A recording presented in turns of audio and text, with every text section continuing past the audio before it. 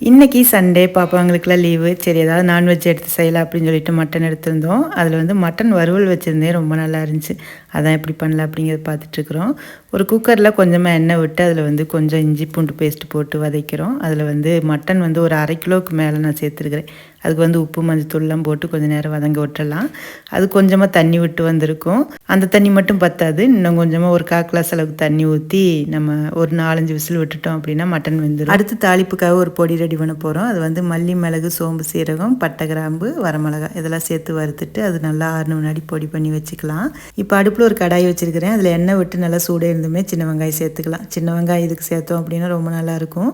அது கூடவே வந்து இஞ்சி பூண்டு பேஸ்ட்டு, அப்புறம் வரமிளகாய் வந்து ஒரு 1/2 ஸ்பூன் வாக்கில் சேர்த்து நல்லா வதக்கிறோம். இப்போ பார்த்தீங்கன்னா மட்டன் வந்து நல்லா வெந்துருச்சு. இந்த அளவுக்கு வெந்த பின்னாடி அது கூட கொஞ்சம் தண்ணி இருக்கும் இல்லையா, அதோட சேர்த்து ஊற்றி நம்ம அரைச்சி வச்சுருக்கிற பொடியும் போட்டு நல்லா சுண்டை விட்டு எடுத்தோம்னா சூப்பரான மட்டன்